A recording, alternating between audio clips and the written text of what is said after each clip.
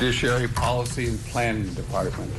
With me today are Administrative Director and Deputy Administrative Director of the courts, Rod Miley and Brandon Kimura, respectively.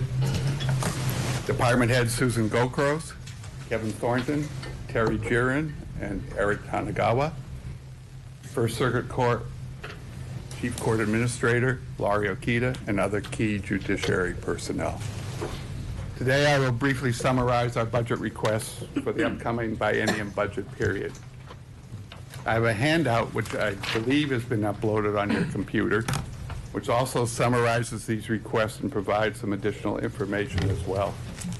Let me know if it is not on your computer and you'd like a hard copy of the handout.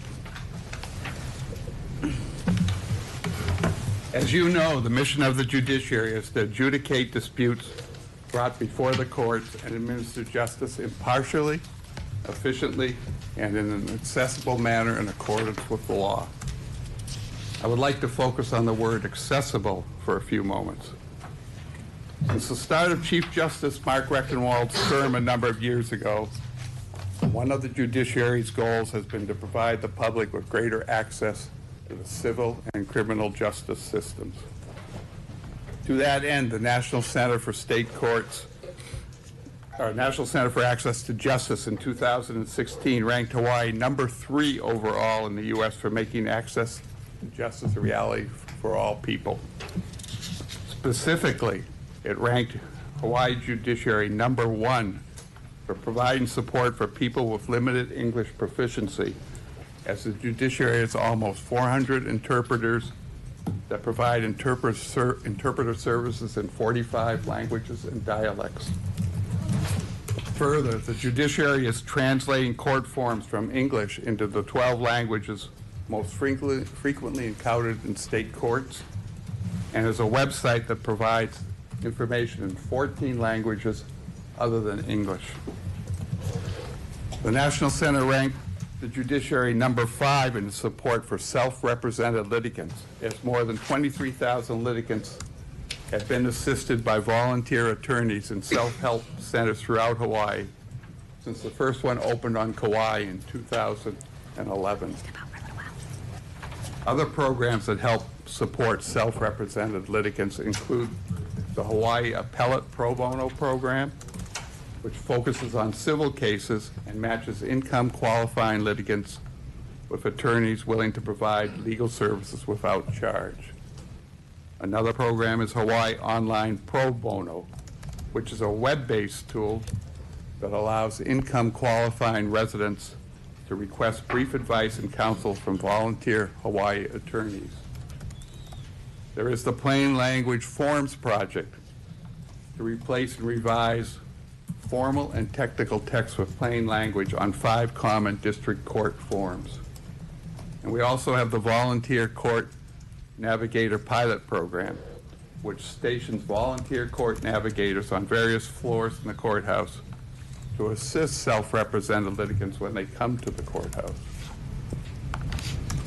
Technologically, access to justice has been enhanced through its website, voted the number 1 court website in the National Association for Courts Management's Top 10 Court Technology Solution Awards.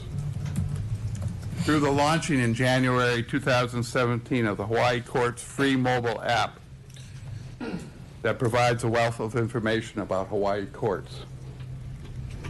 And through working with the Legal Aid Society to develop interactive software to help the public to complete certain civil legal forms. The judiciary is also involved in 2 other important projects that use technology to increase access. These being the e-reminder service pilot project that launched last week and which sends electronic reminders about court hearings to criminal defendants. And the Microsoft Portal project, which is focused on developing online legal service portal powered by artificial intelligence to help people identify legal problems and then access legal resources that address both their legal needs and related issues. Specialty courts also provide Another aspect of access to justice was the establishment in recent years of such programs as the Drugs Court, the Girls Court, Mental Health Court, Steps to Avoid Eviction Program, etc. Most of these programs start on Oahu and then expand to the neighbor islands. For example, the Veterans Court started on Oahu in 2013 and is now expanded to all islands, while a truancy court started in Waianae in 2016 and is now in Hilo and West Kauai. Also in January 2017, with grant and subsequent legislative funding, the Judiciary, in collaboration with the Honolulu Prosecuting Attorney and the State Public Defender, established the Community Outreach Court, which targets nonviolent offenders who are primarily homeless and face problems in obtaining basic services and necessities such as food and shelter. Court sessions are held twice a month in the Honolulu District Court, once a month in the Waiwa District Court, and once a month now in the Waianae Public Library. Plans are to expand this court to other areas on Oahu as well, so as to be closer to the communities where the participants live. Since the Community Outreach Court first began operation in January 2017, 102 persons have participated in the program. 1,145 cases have been cleared from court dockets, and defendants have served some 2,125 community service hours rather than face jail or fines that probably would not be paid. Okay, now to our budget. Our general fund biennium budget request is for 29 new permanent positions and additional funding of $1.75 million in fiscal year 20 and $2.54 million in fiscal year 21, which are just 1% and 1.5% respectively of the judiciary's current budget base. Our general fund biennium budget requests primarily relate to two areas: essential staffing for court and administrative operations and client services. The need for additional essential staffing is a major concern for the judiciary, especially as workload increases and becomes more detailed and complex, as additional requirements are placed on judges and staff, and as the number of pro se litigants continues to increase and require the attention of judges and staff. Specifically, First Circuit on Oahu is requesting funding for an already authorized district family court judge and 3 support staff positions, as well as positions and funding for a district court judge and staff to handle DUI cases and serve as a substitute drug court judge as needed. Relative to the family court judge that First Circuit is requesting, the 2007 legislature provided these positions prior to the opening of the court complex in Kapolei. That's why only funding is needed at this point.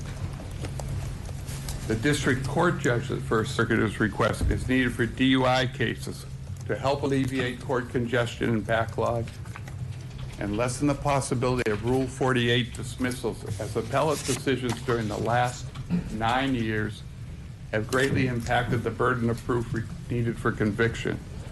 In fact, from January 2009 to December 2017, an average of 4,900 DUI cases per year were initiated in First Circuit, as compared to an average of 3,300 cases per year the 9 years prior to 2009.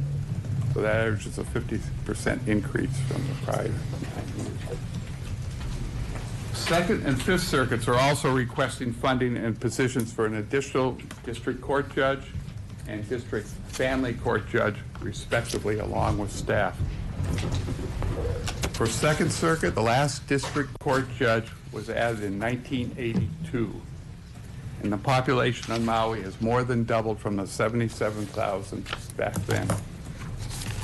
Further, since 2011, while the population has increased by about 6%, New criminal filings have increased by 29%, and new traffic filings by 17%. For Fifth Circuit, there's just one family court judge who was responsible for more than 2,000 new family court filings in fiscal year 18, as compared to an average 1,200 to 1,300 such filings per family court judge in the Second and Third Circuit. When comparing fiscal year 18 caseload in the Second Circuit at 1,913 cases per family court judge, and Third Circuit at 3,065 cases per family court judge, the lone Fifth Circuit family court judge was much higher at some 4,835 cases. Moving on, the Intermediate Court of Appeals, or ICA, is requesting an additional staff attorney position to cover increased ICA workload, resulting from a 2006 change to the appellate system, in that almost all appeals and related motions are filed with and resolved by the ICA rather than the Supreme Court. Since 2006, the ICA's appeals caseload has almost doubled, and its motions caseload has increased by more than 10 times to approximately 2,500 procedural and substantive motions formerly handled by the Supreme Court. For client services, First Circuit has 5 requests. The first 2 are for no-cost temporary to permanent position conversions to bring stability to 2 important programs: the Hawaii 0 to 3 Court and the Mental Health Unit. A permanent program manager / coordinator position for the 0 to 3 Court is critical to providing quality program management while fostering the coordinated team approach needed to ensure that appropriate early intervention services are provided to infants, toddlers, and their families to effect family unification, the ultimate goal. The mental health unit positions are for the specially trained probation officers who supervise clients with severe mental illness who are placed on conditional release and discharged from the state mental hospital. These clients need intensive supervision and a stable relationship with their probation officer. The other 3 First Circuit requests in the client services area are for positions and funding for, first, the community outreach court expansion, which I previously discussed, to make it a true mobile court in providing services to communities where residentially challenged individuals reside. Secondly, for First Circuit's Community Service and Restitution Unit to handle increased workload, help with the community outreach court, address the backlog for restitution and ability to pay studies, manage community service placements, recruit agencies to provide community service, and then to monitor work sites.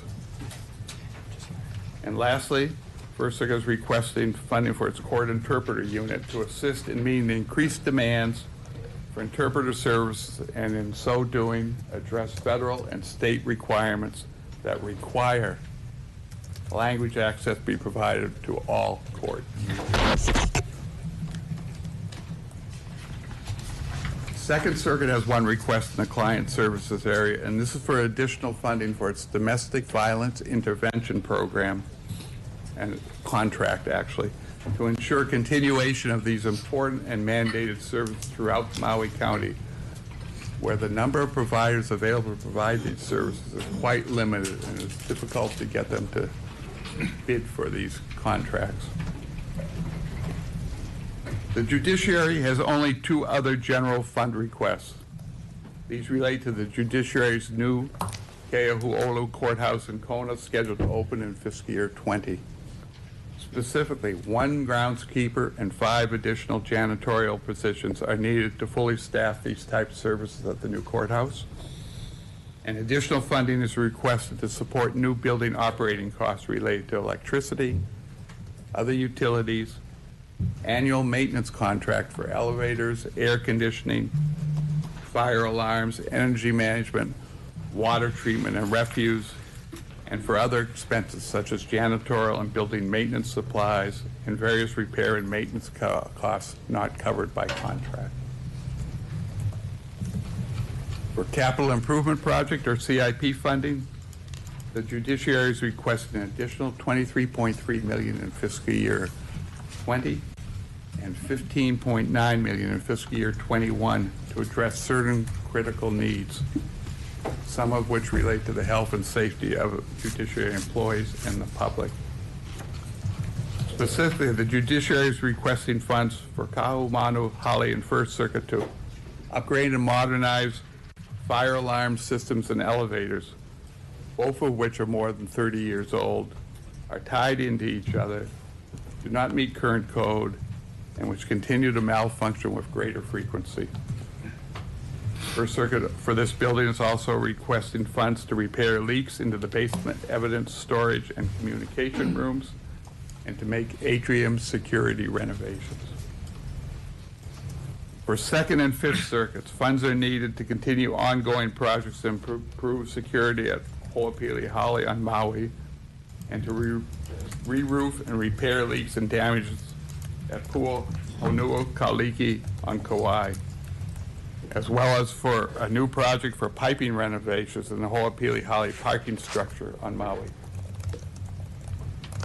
Lastly, CIP funds are being requested to upgrade a Leolani Holly air conditioning system, and this is the Supreme Court building, to protect and ensure the health and well-being of its occupants and the public, and in lump sum form, to allow the judiciary to address both continuing and emergent building issues statewide. That concludes my presentation. Thank you for the opportunity to provide you with a briefing today regarding our biennium budget request. Thank you. And we also have Chair of the Judiciary present with us. Any questions, members? No? None? Yes, Chair? Just real briefly, thank you for your presentation this morning. I just had two quick ones. I'm not going to dive into the weeds on this, but given the HCR 134 and 85 task force reports, which are recommending pretty significant changes to process and so forth, would you anticipate, assuming these moved forward, would you anticipate coming in for additional budget requests that haven't yet been outlined in your current year summary for the next year that would significantly change what's being asked for in order to implement? I don't think it would significantly change what we're being asked for now. I'm not sure what, as a result of that task force report, what additional requests we might ask for. So I think, for example, there are things recommended such as expanding like specialty diversion courts and pathways and things like that, which I think reasonably would require certain numbers of staffing and so forth. Yeah, I think we would have to analyze that to see what a request would entail in order to, meet that that recommendation. Yes. If the legislature did move forward with some of that this year, would it be possible, and I don't know if this has been done in the past historically with the judiciary in particular, but because this is sort of a multi-year potential thing that's going to involve a whole lot of moving components, would it be possible to come in with sort of a multi-year budget specific to that sort of implementation so that as we have these discussions here at the legislature, it's not just a here's this year's request sort of out of the blue and out of context, but rather there's an expectation for what that additional cost might be so that at the end, if it ideally lowers overall state budget costs because of prisons and everything else, that this committee and the legislature is able to put it all in context. You can certainly look at that, yeah. Okay. Thank you very much. Thank you, Chair. Thank you. I have a question. We heard from the Public Safety Department, was it yesterday? The day before. And so the Department of Public Safety currently has 8 current cases, pending cases, from individuals who are former inmates who were allegedly kept longer than they should have. And so they said part of the issue is the communication between the judiciary and public safety. And because they do everything through a manual process, that sometimes it's the correction officers and clerks trying to figure out manually the credits that were the credits that they have attained pre-trial, and then in addition to that, the probationary period that individuals come in and out of the jail system. So one of the suggestion was, can we see if we can have a dialogue between public safety and you folks to see if we can add that as part of your IT process so that public safety knows exactly when individuals should be released. And they said part of the confusion is when individuals, especially in the HOPE program, come in and out of the public safety jurisdiction, and the paperwork for that is not readily given to public safety. And, we had individuals who were held only about 20 days beyond. So, we're talking about like individual days that they've been in and out. The other thing is OCCC currently has 300 detainees at OCCC who are violators of the HOPE probation or the HOPE program. And the HOPE program is one of the more successful programs of the judiciary, but, we are concerned that there are, according to our public safety chair, that there are 3 individuals in OCCC, and we're currently, or at least the administration is trying to build out OCCC based on the current population, and so the issue that you folks control HOPE program and other probationary programs, and if these programs are not as successful as they should be, and it's resulting in overcrowding of OCCC in the amount of 300 inmates, then it doesn't make sense that we build out a new prison based on the current population. Thank you, Chair. Look, we'll definitely be willing to work with the Department of Public Safety. Okay. So you have a pretty successful IT program. So it's gyms, and then have the other one. I don't know what's the other one. Don't you have another one, Jet? We have an older system called Hodges. And I thought there was another one. Don't they have another system? Okay. But then is gyms able to accommodate something like that where at least if individuals are coming in and out of HOPE program or other probationary program, and that's actually within the jurisdiction of the judiciary, because it's not really public safety, so that at least the IT system or some kind of system will accurately reflect exactly what they should be, how many days these individuals have to serve in prison. We'll certainly work on that, Chair. Okay, all right. Representative Kobayashi.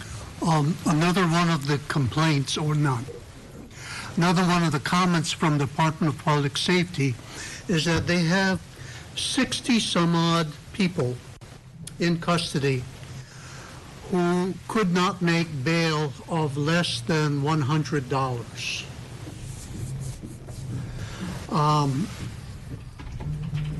And that they presume that the bail is commensurate with severity of crime and risk. So, I mean, we're talking about really low risk if it's less than $100. Is there something that you folks can do to have an alternate to sending them to a prison where I believe the cost is a minimum of $150 per day? So if they spend 1 day in prison, Right. No, you're right. cost of the state is more than paying the $100 bail.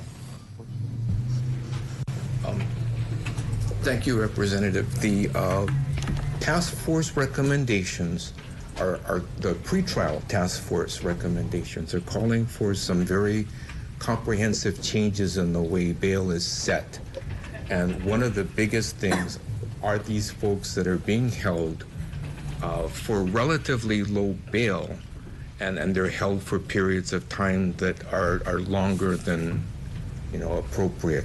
So we are in the process of reviewing for every bail determination that are coming before judges now, the financial circumstances, so that bail is a reflection not only of the severity of the offense, the risk to the public, the risk that somebody is not going to appear, and their financial resources. So we are currently undertaking that process. So it's something that you can handle internally without a statutory change. For this part, yes. Thank you. Okay, thank you. But since many of your staff members are here, and do you want to introduce them to the members? Let me start with my deputy, and I'm sorry, I didn't introduce myself. Okay. Rod Miley, I'm the administrative director of the courts. Brandon Kimwer is the deputy administrative director of the courts. Lori Okita, if you'll stand, is the chief court administrator for the First Circuit, which is Oahu. Cheryl Marlowe is the deputy chief court administrator, Calvin Ching. So Mr. Ching is the deputy chief court administrator for district court and the rural courts. And let's see. Mr. Mick is the head of our budget and planning office. Susan Gocross is the director of our intergovernmental relations and community relations department. She's also our chief staff attorney. Kevin Thornton is the chief of our IT department. And Terry Giron is the over here, sorry, is the head of our financial services department.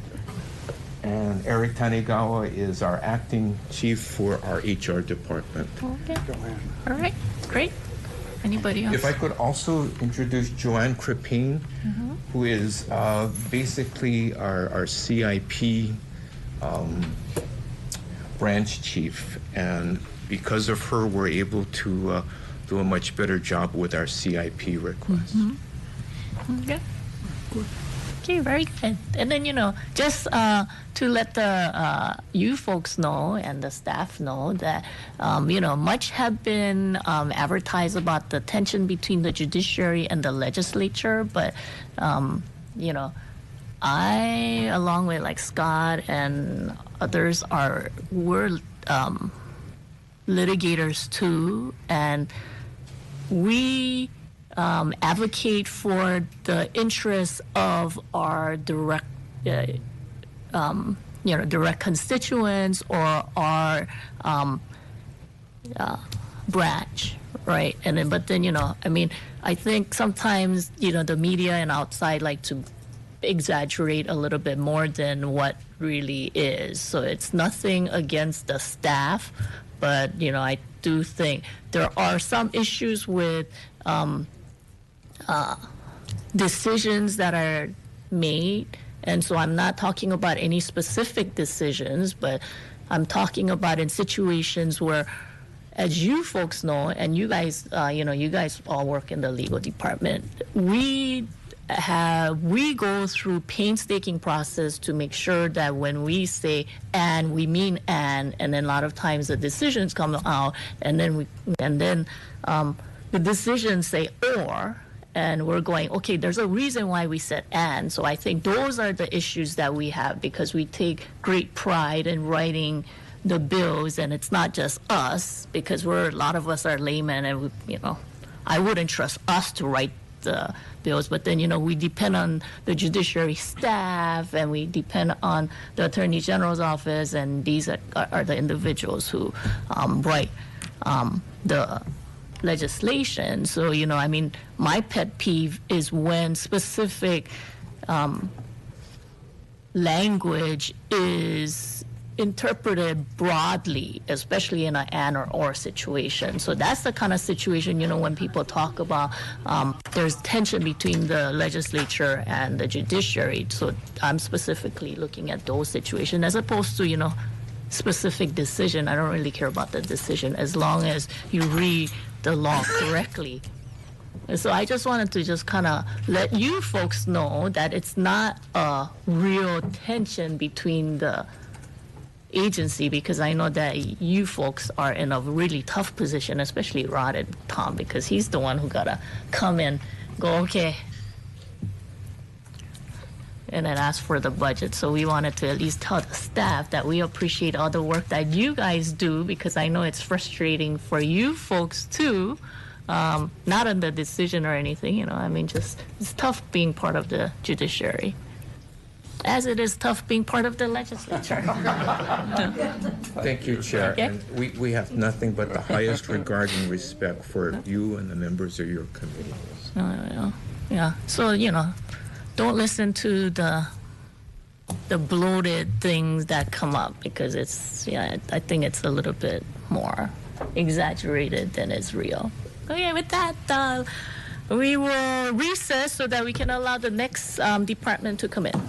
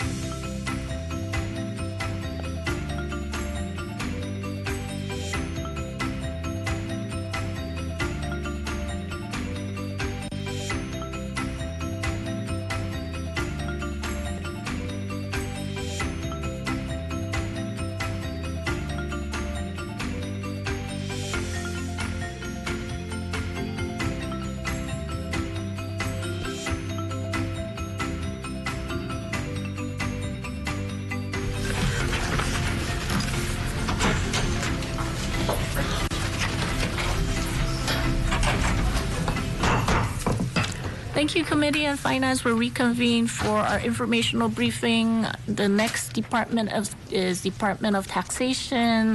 Director Takayama. Thank you, and good morning, Madam Chair, members of the committee. I am Linda Chu Takayama, and the Director of the Department of Taxation. I am accompanied today by Deputy Director Damian Elefante in the back, the Chief of Tax System Modernization and Technical Services, Rona Suzuki, Chief of the Taxpayer Services and Processing Division, Nikki Thompson, Chief of the Compliance Division, Kevin Wakayama. In addition, several branch managers are also present today, including Ted Shiraishi from Rules, Seth Colby, our economist from Tax Research and Planning, Dean Sukata from the Special Enforcement Section, and Dexter Suzuki, our Administrative Services Officer. Okay. We thank you for the opportunity to present our biennium request for fiscal 20 and 21, and would like to start by giving you a little bit of background on the activities of the department over the past year. And just as a reminder, I've only been there for a year, so I'm not responsible for anything beyond that. Total state tax collections in FY18 were $7.9 billion, which was a 7.6% increase from the previous year. The net we don't collect all the taxes, but the net tax collections we do get equaled $7.49 billion in FY18, or that represents 95% of all the taxes administered by the state and general funds. So enclosed with our testimony, you'll see several charts from our annual report that graphically show the sources, distribution, and trends for the funds flowing in and out of the department. On the first chart, you'll see a graphic of our total tax collections broken down. The colors represent the largest tax revenue from the general excise tax in the gold color. The kind of pink color is the tax we get from individual income taxes, and everything else is in the blue color. And as you can see, the trend is going up, which is a good sign, and all of the various categories are also going up. The second chart, the pie chart, shows you what the distribution of those tax revenues are. The big blue segment is what goes into the general fund. And you'll see a smaller slice, the dark blue, is what we transfer to the counties from the TAT and fuel tax. The kind of pink colored slice goes to general funds. Special funds. And then the kind of yellowish slice is the Honolulu surcharge tax, which is the 0.5% of the GET that goes to Honolulu County. Beginning in January of this year, there will also be additional funds going to Kauai County of 0.5%, and Hawaii Island 0.25%. Okay, the next chart shows what is collected from the TAT, Transient Accommodations Tax. Represents $555 million currently.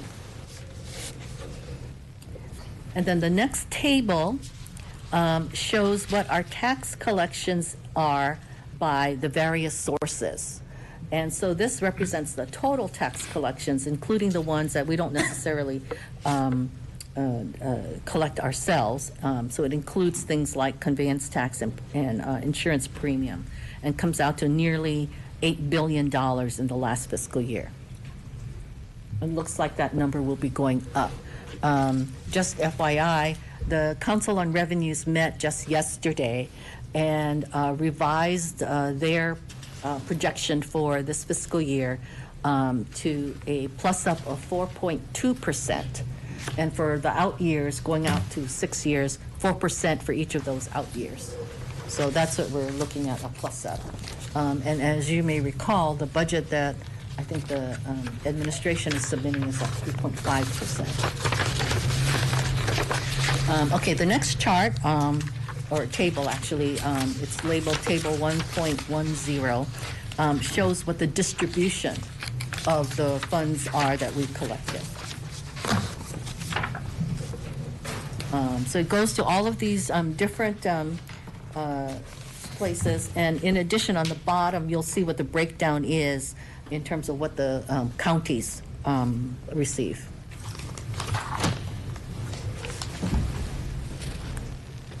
Okay, the next chart is a graphic showing our net tax collections by month over the course of the last 3 years. I added this particular chart because from month to month, the revenue that comes in varies depending on what the tax deadlines are and those sorts of things. So some months it really spikes up, other months it goes down, and sometimes people get a little shook up, whether it's up or down, and you can't really tell from one month to the next and make a projection simply on that month's report. So here we're showing that the peaks and valleys seem to follow a particular pattern from year to year.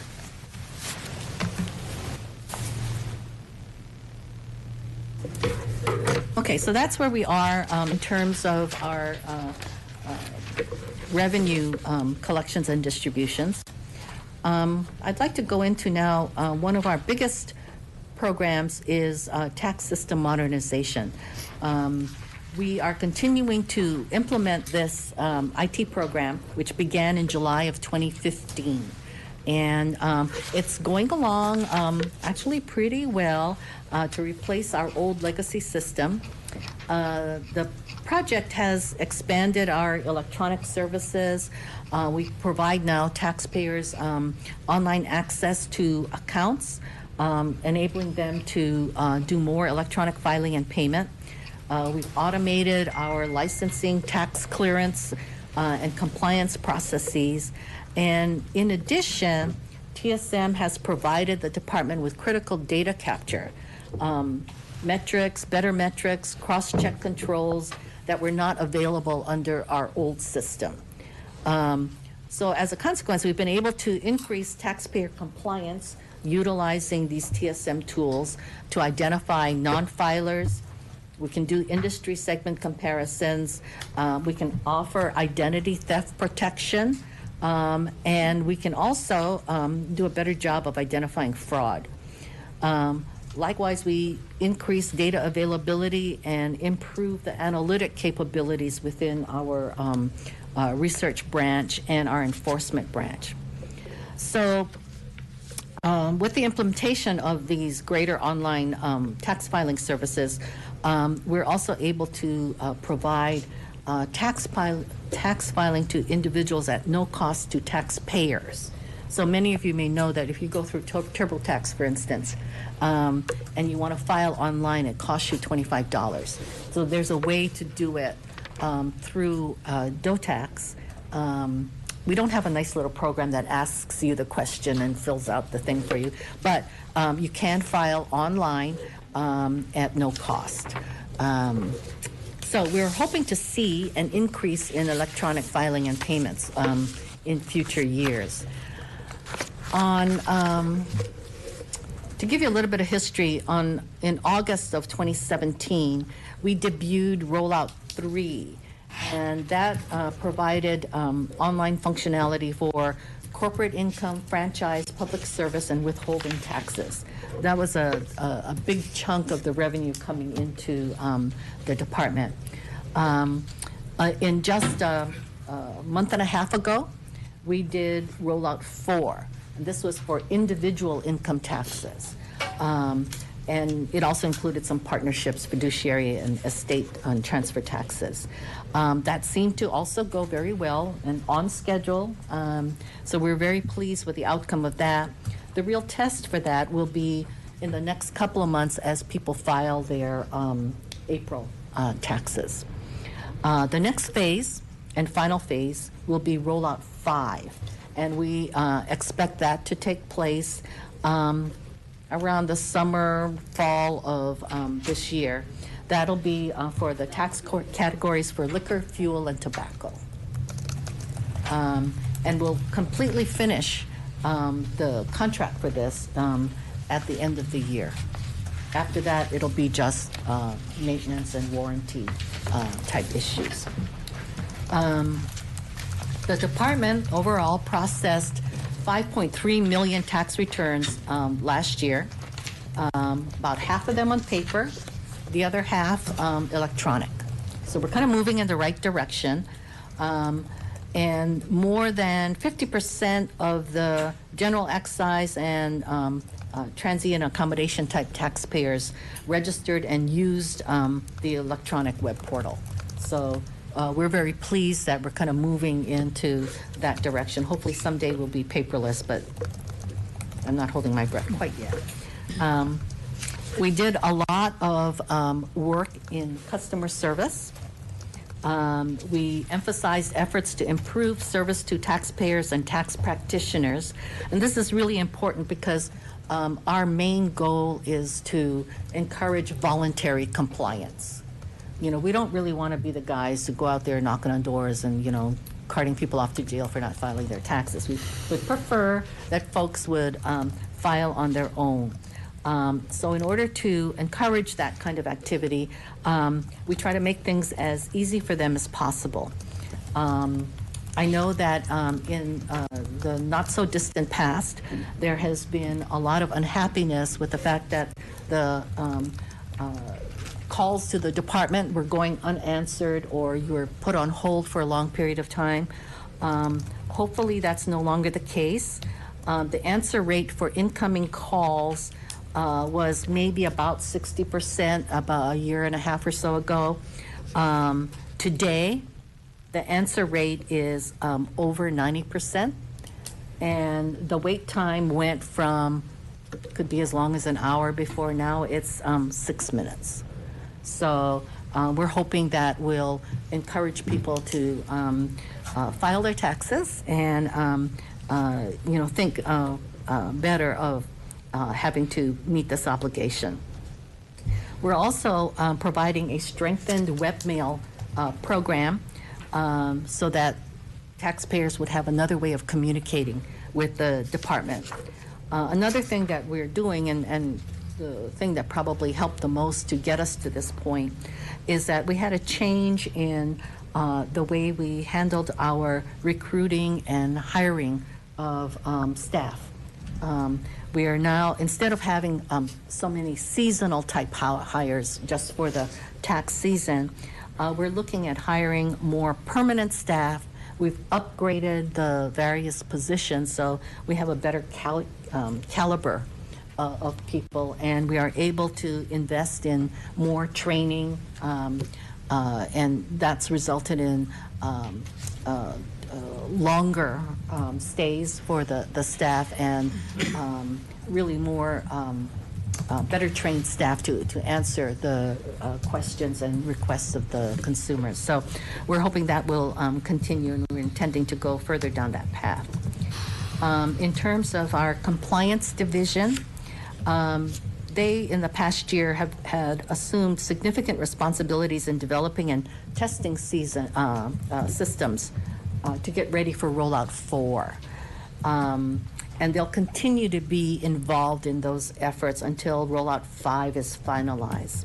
Consequently, the total number of completed audit cases dropped by about 2.3%, from 17,936 cases in FY16 to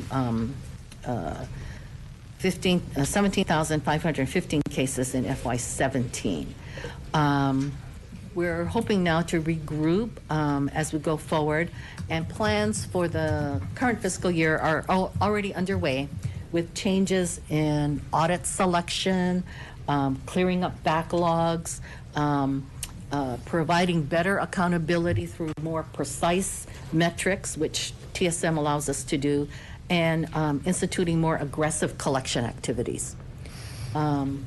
The expanded capabilities of TSM will allow greater coordination with IRS programs. So that will allow us to better utilize programs such as CP 2000, which compares individual income tax returns electronically with the federal return. So if a taxpayer is filing a federal return but not a state return, that's something we can use as a lead to look into why that's happening. Or if they report different figures to the feds than they do to us, that would be a red flag for us. We're also using the IRS Treasury Offset Program, also called the TOP program, and that allows us to recoup taxes owed to state of Hawaii from federal refunds. So for instance, if a taxpayer is expecting a federal refund but they owe us taxes, we can offset those refunds, and that money will come to us instead. Our special enforcement section continues its efforts to pursue non-compliant taxpayers in special sectors of the economy. This mainly has to do with taxpayers who are non-filers off the books. And so we have a team of investigators who look into those things. And last session, the legislature provided us with an additional 5 investigators, specifically to identify non-compliant taxpayers associated with short-term rentals, short-term vacation type rentals. And I'm told that this effort has already yielded over $1 million in additional collections. So that's something that we are going to be pursuing even greater. And this is with, I think we've only filled, of the 5 new positions, we've only filled 4 of them. And so it's already begun to pay off. We also are taking the opportunity with this additional staff to kind of reorganize fraud activities, fraud and investigation activities within the department to avoid duplication of some of their efforts and to provide more streamlined enforcement. So we're looking forward to having more activity in that area. Overall, we're working aggressively to fill vacancies. The total vacancy rate for permanent positions in the department decreased by more than 10% through expanded use of commercial bulletin boards, upgrading of some positions. To give you the big picture, we have 400 positions in the department. 100 of those are seasonal. And of the seasonal, right now, only 38 are filled. But the season hasn't really started yet. Should be pretty soon. So we are continuing to pursue our goals of increased productivity, voluntary compliance, customer service for all stakeholders using our new tools and technological enhancements.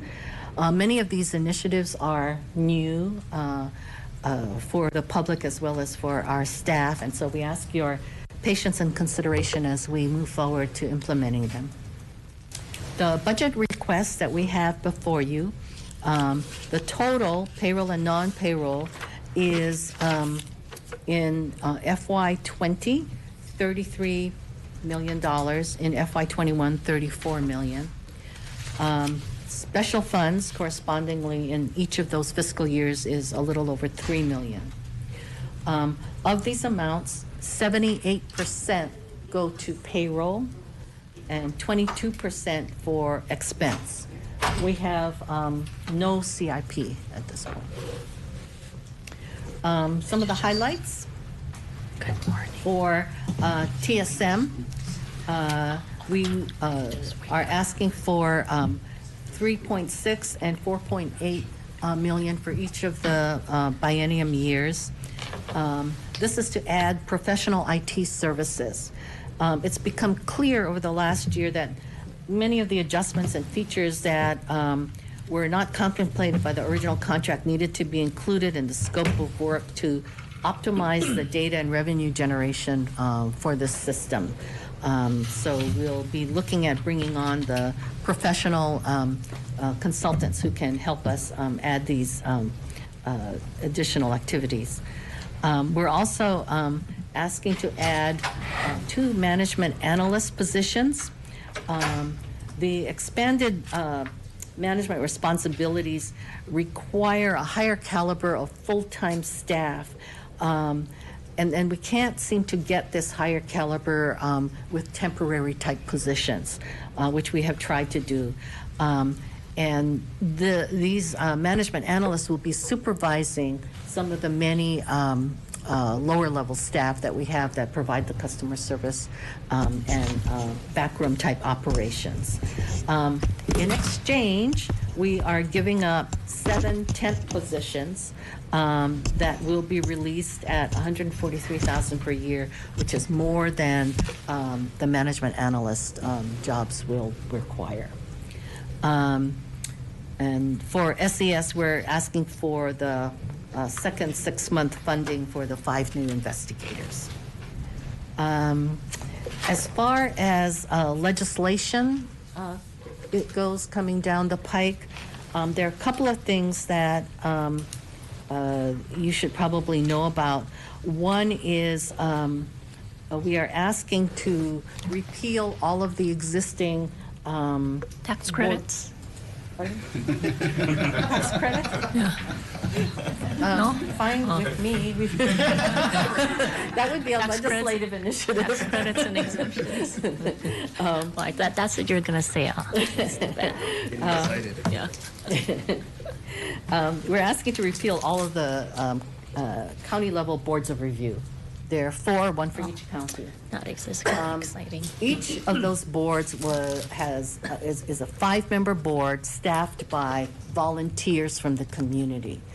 And despite the fact it's a very much needed board, this is a board that looks at the appeals from tax assessments and whatnot.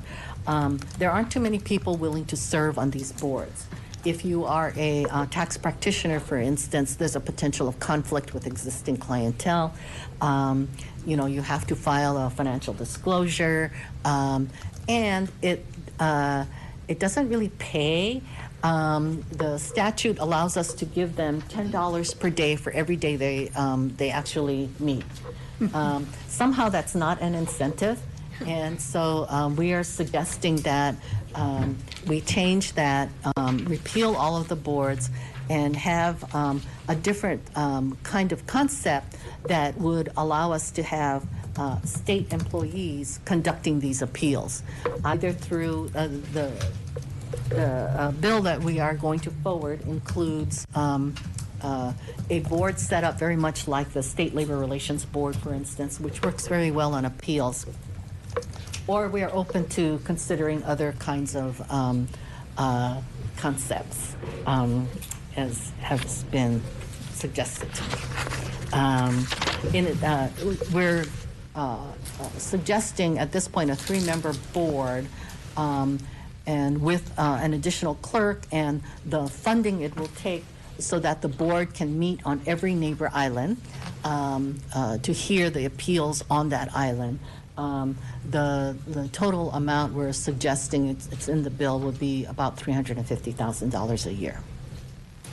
We're also going to be providing a bill that would allow us to put some teeth into the current statute that requires transient accommodations owners to provide us with a listing of the properties that are being rented out and the names of the owners. Currently, there is something on the books that requires them to do that.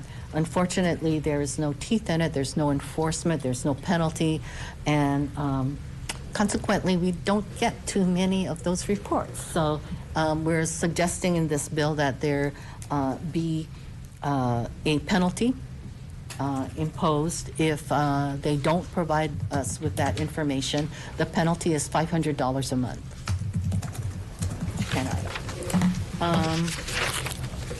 And I I guess lastly, I want to bring to your attention that there was a bill passed by the legislature last year in the closing days of the conference that would have put regulation of e-cigarettes, vaping, in the Attorney General's office for registration purposes.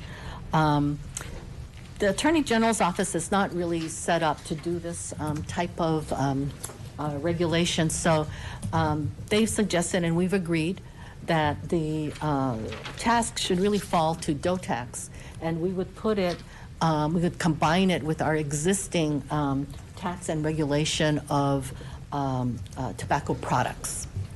In the course of doing so, we are redefining electronic smoking to be part of other tobacco products. And as a byproduct of that, there is a tax imposed on these products at 70% of wholesale. So just to give you a heads up, it's not a lot of money, but it puts them on a level playing field with all the other tobacco products, so it kind of made sense. Lastly, we are suggesting that we take a look at the fees and licensing that exists for certain kinds of permits, particularly those relating to liquor, tobacco, and fuel.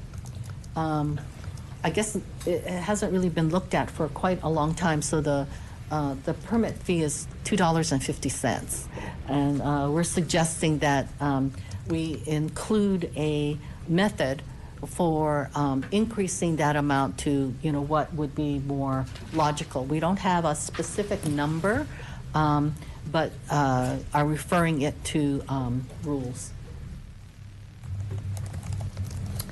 So that's all I have to report today. I thank you for the opportunity to make this presentation. I'm pleased to answer any questions you may have. Okay.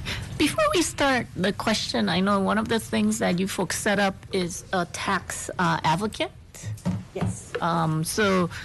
During the tax modernization rollout, actually the individual legislative offices were getting a lot of calls because they couldn't get through Department of Taxation, and of course this predates Mrs. Takayama. But so now they have set up a tax advocate, and would you mind sharing that number with the members so that you don't have to call Director Takayama directly or Damien, as I have done in the past? And do not call my office either. Yeah. What the chair is. Or call Greg Takayama at his home. Yeah, you can just take it home to me. Yeah. Or please call Greg Takayama. I can't really take total credit for the taxpayer advocate. That position has existed for a number of years. What we have done, maybe a little bit differently in the tenure that in my tenure, is we have used the taxpayer advocate to kind of cut through all of the red tape. If you can't get, particularly for the members, as you often get requests from your constituents because they can't get through, or they can't get satisfaction at the department. We've used the taxpayer advocate to kind of walk through all of that red tape, basically to find out where the file is, if it's fallen through the cracks, and basically just get the taxpayer an answer on what their concerns are, what their questions are. And that seems to have worked very effectively and satisfactorily. Okay. So we offer you the same kind of service. So you can either call my office, which is, sorry, I don't even actually know my phone number. It's 586, is this the number? 8850. That's not my number. What is my number? 587-1540. Yeah, 587-1. 587-1540 is the number. 1540. 587-1540, and then we can get to the taxpayers. 587-179. Huh? Oh, Give us your cell phone. I have Greg's cell phone. I have Greg Takayama. Announce Greg's cell phone right now. It is. The number for the taxpayer advocate is 587-1791. His name is Jason Morikawa. Okay. Oh, his email is taxpayer.advocate@hawaii.gov.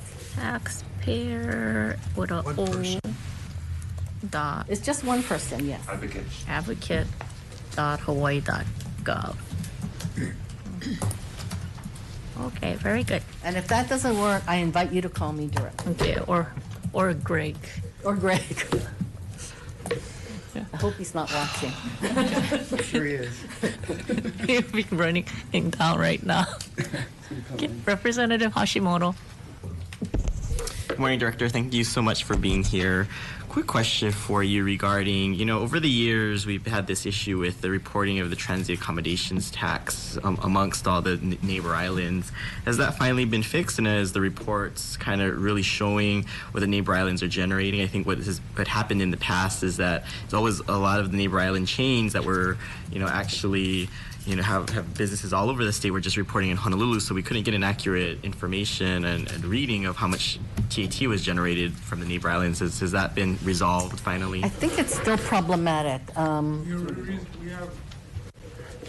We have a report called the Tax Transit and Accommodate TAT Liability Report, which is available on our website, that shows we use the new TSM system to demonstrate where the actual tax liability is incurred. So as you're saying, Representative, if there's a hotel owner has 4 hotels on 4 different islands, but they have their central headquarters here. In the report, the tax liability incurred on the Big Island will be shown, the tax liability incurred on Maui will be shown, and everything. So it's called the Tax Liability TAT Liability Report, and we're happy to provide that to you. That came out last year as a byproduct of the new capacity with TSM. So the legislators have to be careful on how they use the revenue side then with the TAT numbers. Still yet then. We just have to look at this report. So we can't look at the one, I guess it's, what is it, a monthly report that comes out The usually? preliminary report, Yeah, yes. yeah, okay. Yes. Just wanted to make sure that we know that. And just so, that was Seth Colby, our economist in the department, and he can't come up here because he has a broken leg. Yeah, Yeah. sorry. So Yes, he's not stay being there, stay there. disrespectful. No, good. The second thing is, when you take a look at your funding for your investigators, I think when I was working at the county, we always funded the real property tax, department for new individuals, because we knew that would get us a lot of revenue. I know there was some talk about your investigators bringing in your revenue. Do you have any estimates of, for every new investigator, what's your estimate on how much those folks can bring in? What is the benefit that we get by funding these new investigators? The newest crop of investigators, I guess, are so new. It's we don't have enough time in the field for that. But Dean Sukata, who is the head of that division, where is Dean?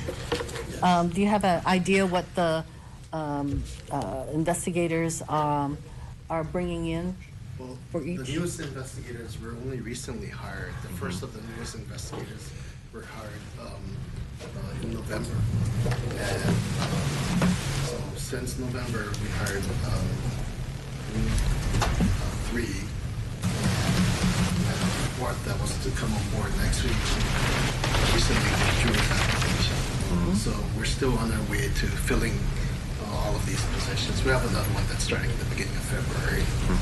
So in our training process, it is not an easy thing to just pick up and run with. So our new investigators require a lot of support from our existing staff. So the productivity for these new investigators will probably be minimal until they get up and running. But our revenue numbers have been reflected in our reports that were earlier provided, and you can gain a sense of the total revenue that we've been generating from our existing staff. No, I guess what's always helpful is just say, okay, if you add a position, we're likely to get, this is the new funds that we're going to get. And I think it just kind of gives us an idea of that it's worth the investment because, we will recoup it, by tenfold possibly, right? So I think it's just getting that idea, and maybe it's an investment now and it'll happen a couple years from now, but maybe, that's something, a metric that you can keep track of how much additional revenue they're able to generate moving forward. Look at it this way. These investigators are all... Can I just interrupt? So when this unit was first created, under the prior director, what she has claimed to the committee was that this unit will bring in $27 million, and that's the number that she has used in the past. And so with that, we said, okay, then it's worth it. So this isn't the first time this line of question was asked. So last year we asked the same question, and I think before, because this isn't something we just created. This is something that we created 2-3 years ago, so we expected some returns. And your response that, okay, we're waiting for us to get full staff, that's not a reasonable response because, we cannot just wait for it to be fully staffed before we have ideas on what's being collected. So, Yes, if you can get us the info right away, because that was the reliance. Otherwise, you have other sections that can do it. You have the audit section, you have other enforcement, but she said this specific section was needed because it was specifically to try to recoup about $27 million a year, which we haven't seen. And I don't think it's anywhere near $27 million. It's not near $27 million, but it's not a deficit. Yeah, but it better not be a deficit. No, it's a special fund, so they have to pay for themselves. And whatever they don't... So this is not a new question. This is something that the committee asked last year. So if you can get us the info right away. And then if I can just correct, and then we'll go back to Rep. Hashimoto. Apparently the taxpayer advocate, sorry members, this is the last resort. So you cannot call taxpayer advocate every time because it's a one-person job, one-person shop. And if we all call the taxpayer advocate at the anytime we hear about complaints, then the individual would be overrun. So somebody in DOTAX just corrected me offline through staff saying this is a last resort. So if we cannot get success through the director's office or through Damien or whoever else, but they need to go through the regular course first, which is call the regular line and then email. And if they cannot get through, and these are the individuals who because you're having success rate of 90%. So if this is the 10% that's not getting any feedback, then definitely use that route. But, try to exhaust all the other ones first before you go to the taxpayer advocate. Yes, you're the taxpayer. Add, I don't believe the 20-some million that may have been projected was referenced. Accurate. Specifically the special enforcement section. I don't believe that was stated before. Might have been the criminal investigation side, which is different. Okay. Okay. Representative Hashimoto, you can continue. One last question. I guess, we've been, from afar, I've been kind of tracking the modernization program, and I noticed, in this year's request, there was a departmental request, put in on table 4 that wasn't necessarily put in by the governor. And so I was just hoping that you have an plan in your head that the funding is sufficient to continue to move forward, or, is there additional things? Because I think at the end of the day, we'd like to see it done so we can to make the revenue generation easier. I think that's the perspective I look at it. This department is extremely important because, we need the revenue. Rona, the other, our initial request was reduced by the administration, But with the request that we ended up with, we feel very strongly that we can conduct business, go forward, do what we need to do. So if you're asking what we're losing by not having the full amount, I don't know that it's critical, and if you want more information on that, I guess Rona could provide it, but we're very satisfied that we have enough going forward. Good. Thank you. Okay, Rep. Wildberger. Thanks. At the beginning of your report, you show 7.9 billion in revenue and then 7.49 billion in net, leaving 410 million left over. Where does that, is that money that your department expends to operate? No, what the difference is that we don't collect all the taxes. So for instance, it might represent, the difference might represent the insurance premium taxes and the taxes that are collected by the Bureau of Conveyances.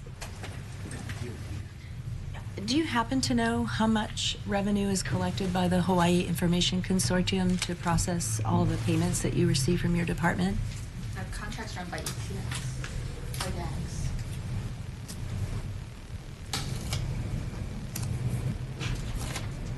Okay, and then I just have a comment as a taxpayer and someone who receives paperwork from your department.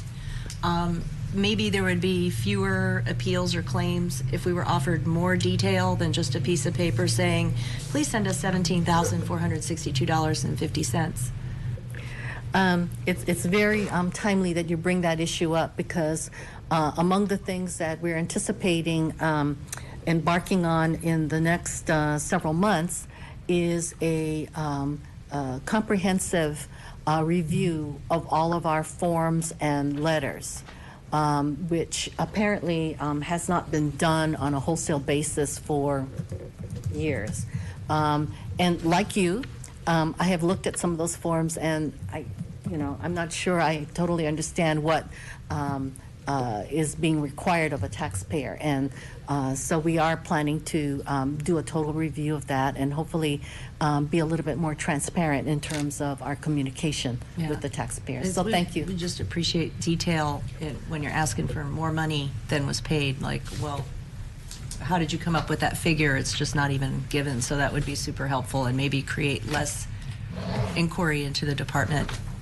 Thank you. No, that's very helpful, and I want to pass that along to the staff because not all of them embrace our intent to do this kind of a review. Okay, are you done? Okay, members, any other questions? Kobayashi. Enforcement.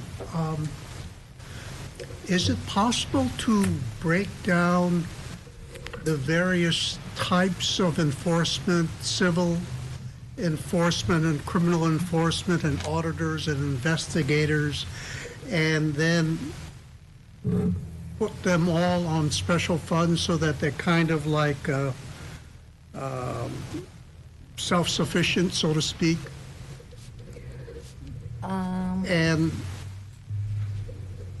if that's done, which ones would bring in the most net revenue?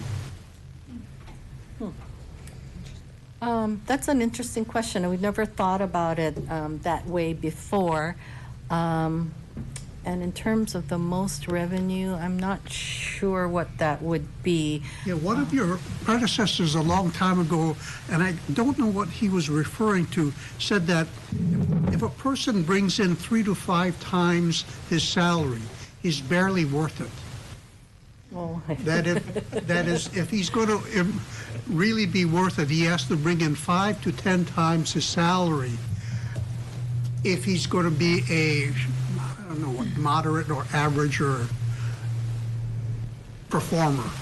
But you don't really earn your money until you bring in more than 10 times your salary. I'm not sure what they were referring to because I don't know either. Yeah, depending on the kind of tax category or the type of work that's being done, not all of them generate income. So, for instance, The auditors might do assessments, but that doesn't actually bring in money. So they might But it assess could some. potentially bring in money. It could potentially, but it doesn't always, because you can assess somebody $10,000, but at the end of the day, it only brings in 100. Yeah. And on the criminal side, for instance, that rarely brings in money, because you can go after somebody on a criminal charge, but that has to go through the court system. It takes years, and sometimes at the end of the day, there's no money left to get. So, What about the civil side? On the civil side, again, we do that. It does take some time to go through the court system, and depending on what the ruling is from the courts, believe it or not, there are times the courts rule against us, and so there's actually a negative. Recently, we lost a court case. It ended up costing us $60 million. So, you get both sides, and I'm not sure whether it would necessarily be fair to the staff who get delegated to do these kinds of jobs that don't have as much of a potential for collections as others, and they work just as hard. But you have mentioned that you have 4 investigators largely dealing with short-term rentals, and they've brought in over $1 million. That's Dean Sakata's group with the special enforcement section. And these are the 4 new ones. I'm not sure if they themselves are responsible for bringing in the $1 million, but we expect as we put more investigators out there, we use the data from the TSM files that will help lead us to where some of these taxpayers might be, that eventually we will have a plus up in the collections. But what seems to be is that there are some enforcement people or activities that do net. There are some, yeah, we wouldn't do it otherwise. I mean, to me, those that bring in money should be encouraged and expanded, and sometimes maybe it's easier to expand them when you're dealing with special funds. We would not be opposed to a special fund to help us do some of these activities. We do emphasize metrics within the department that result in stronger collections, actual collections, and that's something that we're in the process of implementing. One final question. Fred Pablo told us before we started the TSM project, that the TSM project would bring in minimum $100 million without change of any statute. That actually may be accomplished just by the nature of the economy today. The administration is suggesting an increase of 3.5%. The Council on Revenues just recently met. They're saying the increase is going to be 4.2%, and that's just a projection based on the strength of the economy. It's well over $100 million. Regardless of the economy, is it possible to track what kind of increased revenues come in or have come in because of TSM? I don't know if we could do it based solely on TSM. And what TSM does is it gives us much stronger data and analytics that would be available to us. Just by collecting more information doesn't necessarily immediately give us more money. If we use that information appropriately in programs that will generate additional revenue, yes, that would occur, and we are actually working on that, figuring out how to use these new data points to generate more income. Okay, thank you. Thank you. Okay, thank you, members. Any other questions? Okay, seeing none, we're going to take a brief recess and we will clear the room and get ready for our DOT. Recess. I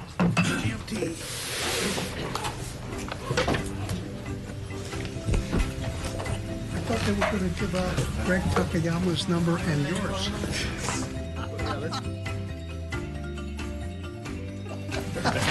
Hello, Ted. Give out Ted's number.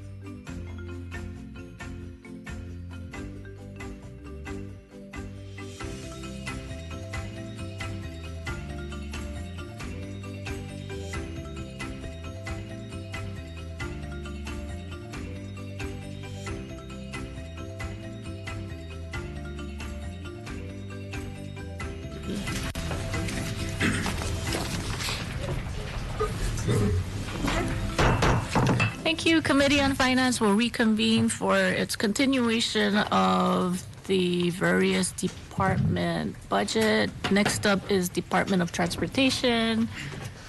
Director Butai.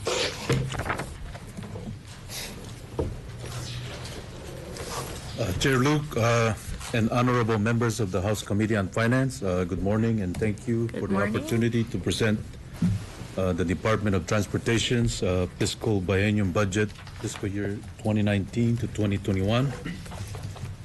Ross Higashi, our Deputy Director for Airports, would love to be here, but unfortunately he's on medical leave.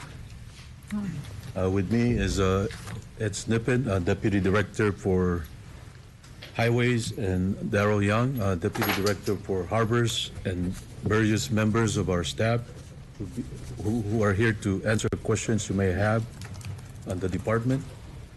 The Department of Transportation strongly supports the executive budget, which appropriates funds for the DOT's operating and capital improvement program in the governor's budget for fiscal biennium 2019 to 2021.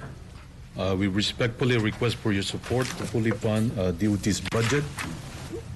To a large extent, our budget requests are needed to comply with federal standards, support the state's primary tourism industry, and meet the department's mission to provide a safe, efficient, accessible, and sustainable intermodal transportation system that ensures the mobility of people and goods and enhances and or preserves Hawaii's economic prosperity and quality of life.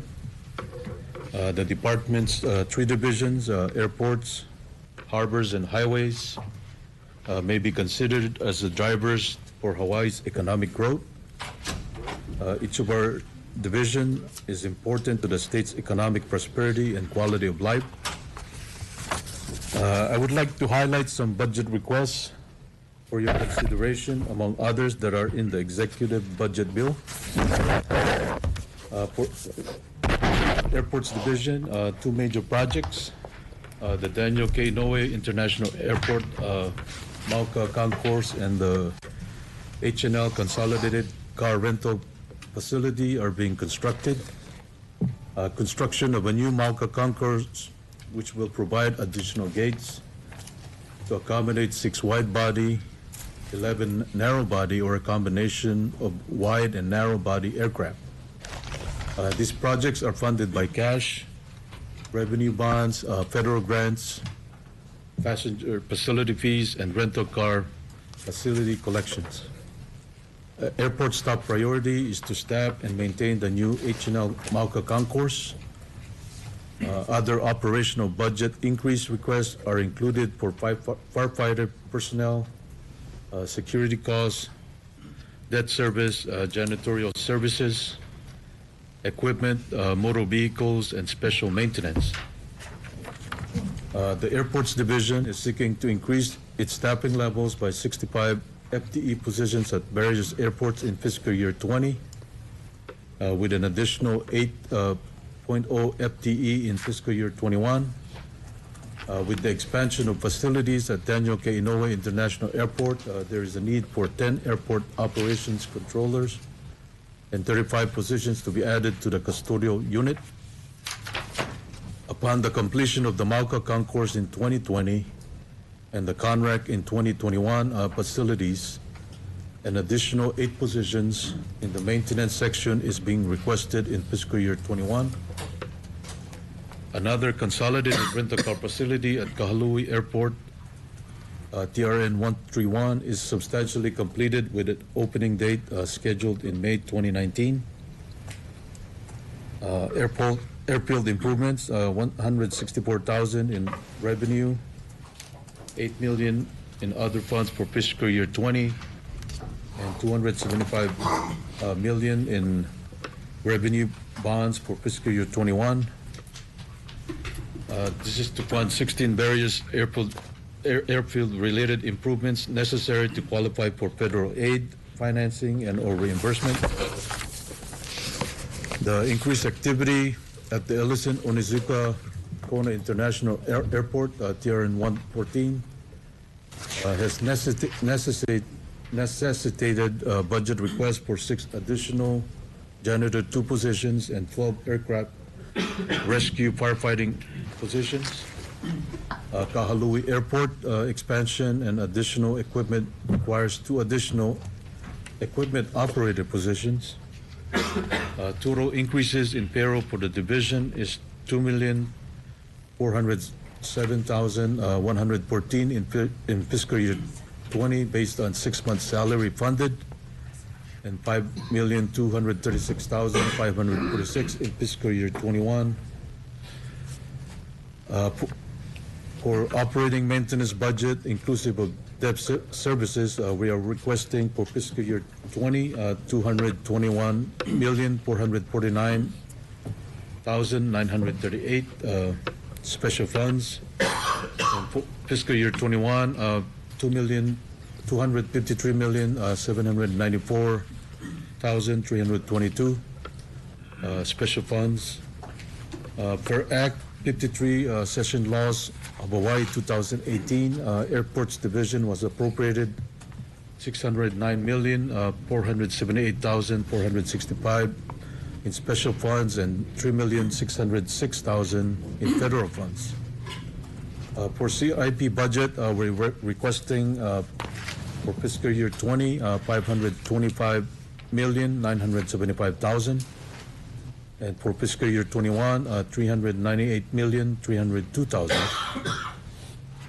And for our Harbors Division, we have taken a much broader generalized lump sum budget request approach that consolidates facilities by districts and groups statewide initiatives into one program ID under PRN 301. We consolidate 136 permanent positions, 1 temporary position, and $83,727,282 in fiscal year 2020, and $83,760,766 in fiscal year 21 from the various districts' program IDs into one program entitled Hawaii Harbor System. And we're adding $20 million in special funds in fiscal year 20 and fiscal year 21 for special maintenance projects. For operating and maintenance budget, inclusive of debt service, we are requesting $20 million each for fiscal year 20 and fiscal year 2021. And for a CIP budget, we are requesting for fiscal year 20, $199,050,000, and for fiscal year 2021, $184,950,000. And on January 17, 2018, the Harbors Division broke ground on the Kapalama Container Terminal project, the largest capital improvement project in the history of Hawaii's commercial harbor system. KCT is the centerpiece of the harbor's modernization plan, resulting from the approval of Act 200 in 2008, and is necessary to maintain the vital just-in-time shipping logistics necessary to sustain our island state. And for our Highways Division, Highways has proposed a large number of trade-offs and transfers to stay within the confines of their existing budget. Significant new operating projects are adding $10,703,600 in special funds for fiscal year 20 and $875,000 in fiscal year 21 for the new Highways Financial Management System, adding $44 million in special funds in fiscal year 20 and $58 million in special funds for fiscal year 21 for a special maintenance project, and adding traffic control on Oahu, $2 million in fiscal year 20 and $2 million in fiscal year 21. You know, Highways has decreased their CIP programs as compared with prior fiscal biennium due to funding limitations. It has focused and given higher priorities on safety and systems preservation in lieu of more expensive capacity and congestion mitigation type of projects. while leveraging available highway funds to federal programs. Major CIP projects are on TRN 595, Highways Division, CIP staff costs, 16 million special funds, 8 million in federal funds for both fiscal year 20 and fiscal year 21 to fund wages, fringe for project-funded staff positions to implement CIP. And on TRN 501, Barrington Highway, Makaha Bridge replacement, 200,000 in revenue funds, 800,000 in federal funds for fiscal year 20 to fully fund current construction costs estimates due to deteriorated condition. TRN 501, Kamehameha Highway, South Kanaha Stream Bridge rehabilitation, replacement, 3,500,000 for revenue bonds and 14 million federal funds for fiscal year 20 to fully fund current construction cost estimates due to deteriorated condition. Bridge is more than 90 years in age. And TRN 501, Kamehameha Highway, Loa Stream Bridge rehabilitation replacement, 1,200,000 in revenue bonds and 4,800,000 in federal funds for fiscal year 20 to fully fund current construction costs estimates due to deteriorated condition. Bridge is more than 80 years in age. And for operating and maintenance budget, inclusive of debt service, we are requesting 57,589,650 for fiscal year 20 in special funds, 61,613,729 in special funds for fiscal year 21. Per Act 53, SLH 2018, Highways Division was appropriated 13 million or 313,548 and allotted 313,938,548. For CIP budget, we are requesting for fiscal year 20, 208,802,000. And for fiscal year 21, 126,853,000. And for the administration's fiscal biennium 2019-2021 operating budget requests include an increase in federal fund ceiling, 2,831,117,000 in federal funds in fiscal year 20, and 2,973,844 for federal funds for fiscal year 21. An increase of funds for enhanced mobility of seniors and individuals with disabilities, 320,000 for fiscal year 20 and fiscal year 2021. For operating and maintenance budget, we are requesting 3,151,117 for fiscal year 20, and for fiscal year 21, 3,293,844. And per Act 53, Session Laws of Hawaii 2018, the Administration Division was appropriated 40,580,372. And the department-wide O&M budget requests are 1,055,368,911 for fiscal year 20 and 1,093,302,754 for fiscal year 21. Thank you for your consideration of our testimony. Okay, thank you. Representative Wahlberger. Hi, thank you all so much for coming and presenting today. I reviewed your package, and my district isn't mentioned in here at all, not even once. And so I would like to ask about the Pi'ilani Highway as it relates to the school. Kihei High School is being built, and some significant modifications are going to be needed for that area. And community advocates are asking for a roundabout.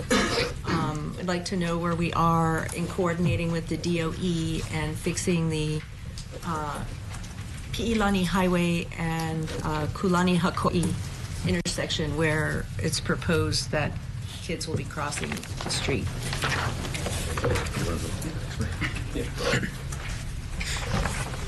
Hello, Chair, members. It's different from DOT Highways.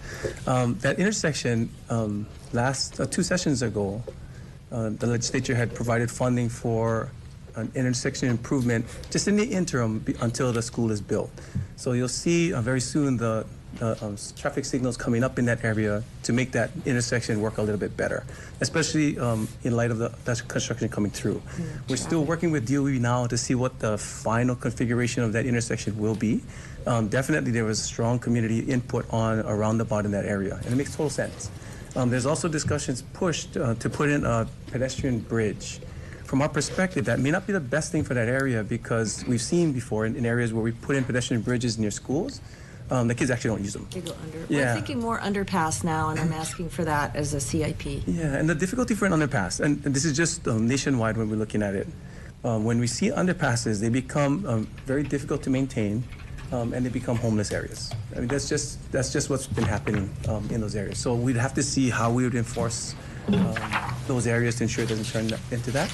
But I think if we had a roundabout in that area, it kind of takes care. It's the best of all worlds. It helps the pedestrians pass because it's very small crossing points they'd have. It manages the speed coming into that intersection to make it safer. So that's kind of the direction we're going in with DOE at this time. Great, thank you. Thank you, Rep. Hashimoto. Morning, Director. Good to see you. Morning. I guess right off the bat, I just was curious, as we go along and we have issues with our districts. So I know you were appointed. So are your deputies all appointed as well? So they're staying on. Yeah, I'm in the process of building the leadership team. Okay, but your 3 main deputies, they're going to be there, or that's still tentative? Some are going to be coming back. Okay, so it's TBA then. Okay. Just so we know. So call you then. Yes. Okay, very good. I have a question about the revenue side. I know in your overview you kind of said that future growth for the highway fund because of the taxes, including the fuel taxes, is not going up as much as we need. And you're exploring alternative funding mechanisms for the fuel tax. I guess what is your time frame for looking at those alternative mechanisms? Is it soon? Is it coming out this year? Are you guys starting to explore? Or I guess I just want to get an idea of when that's coming from your side. Okay, we're in the process of doing the road usage charge, and that can.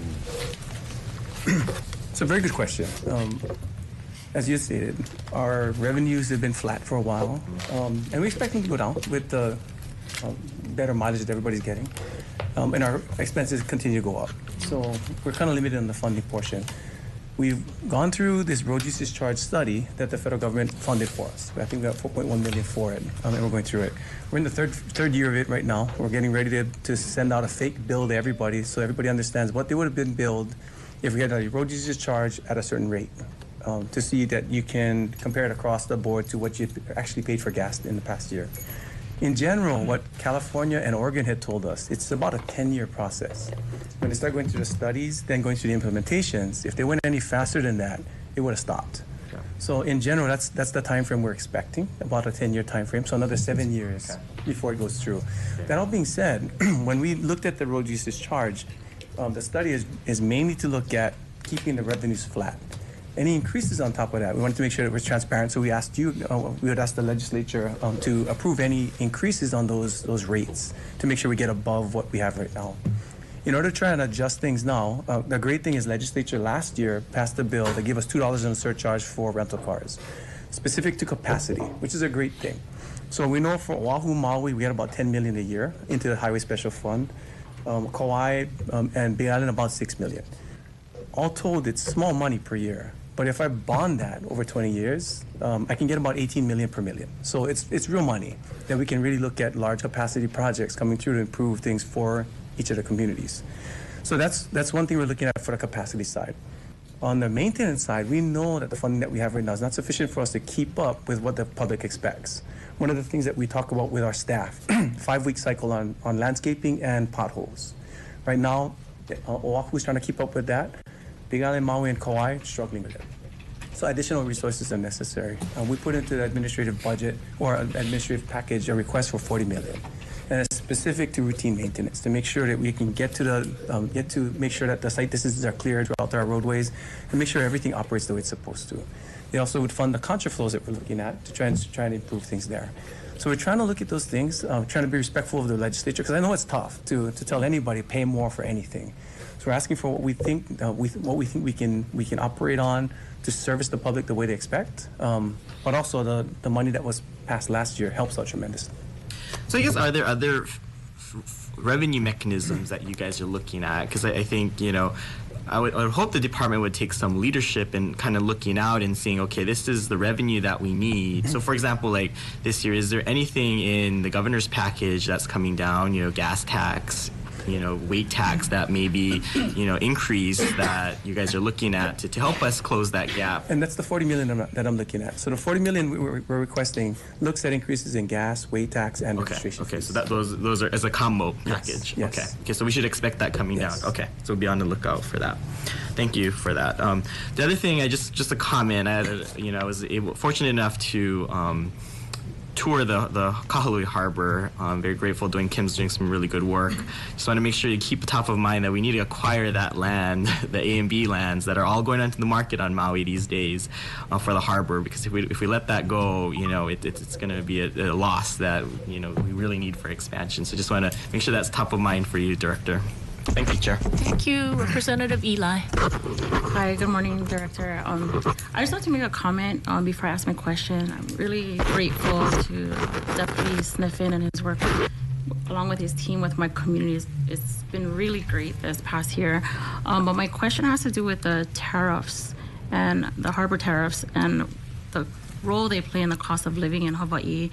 And, if you see that it could possibly be reduced.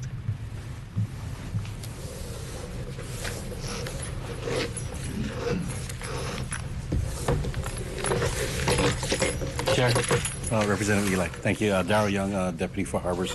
The tariffs that we increased was in consultation with the Hawaii Harbor User Group, but it is something that we are examining every year with them to see, based on the level of revenue that we're generating and based on the projection of the improvements that we're going to do.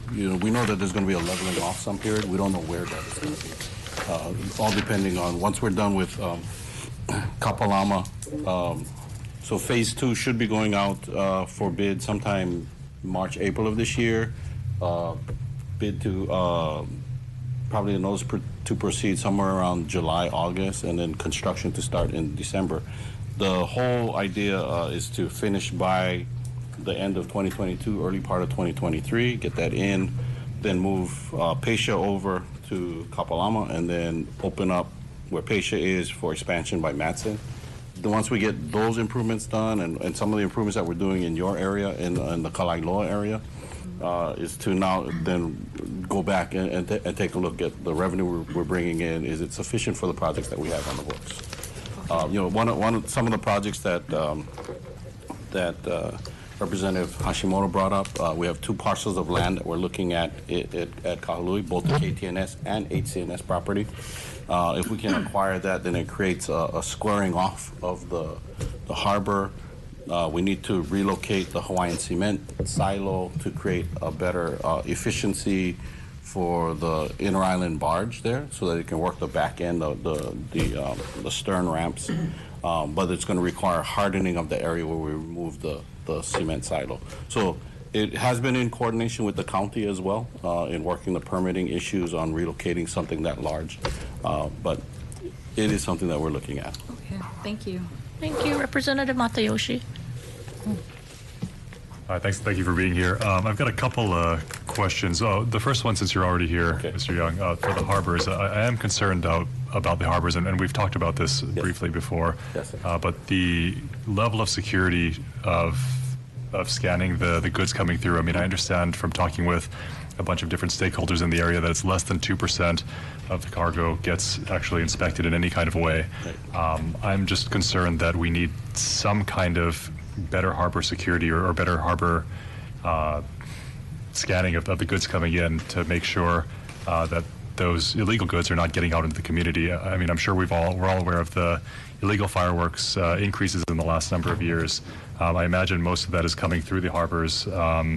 And if less than 2% of the cargo is actually being inspected in any kind of way, it doesn't really surprise me that a lot of legal goods, including drugs and fireworks, are coming through there. I really view the harbors as the point of control for our state rather than allowing it out into the community. Trying to catch them at the harbors instead of going and chasing the cats out of the bag, I think is a lot more cost effective. So I'd like to continue to work with you on methods to try to do that without harming the shipping industries, of course, but kind of focus on that as a way of safeguarding the entire state.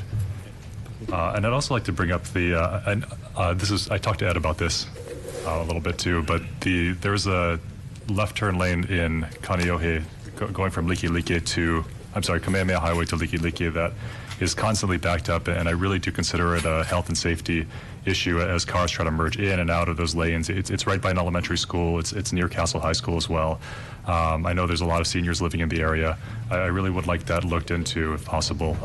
That we have the space in the median to create a second left turn lane, and I think it would alleviate a lot of traffic in the area. There's also a big concern in community members that I've talked to about it gets so bad that people make the previous left turn and try to race through the neighborhood.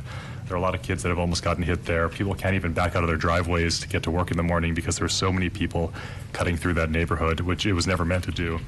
So I'd really like the Department of Transportation to look into putting in another left turn lane there and lengthening it with the space that we have. Thank you. Thank you. Representative Kitagawa. Hi, so this question's for the Highways Division, so for Ed. And thank you for all the work that you guys have been doing related to communicating with the public about shutdowns of roads, and I think it's been an improvement. I just have a question about process and how you, as a department, decides what gets announced to the public. So, for example, yesterday, Likelike Highway was closed due to the HECO pole replacement, and so it was sent out, on the push notifications on your website, Twitter, that 9 to 2 would be shutdown of all lanes. So the assumption is that after 2 would be open, and then on your Twitter, sometime between 3 and 4:30, it said all lanes open.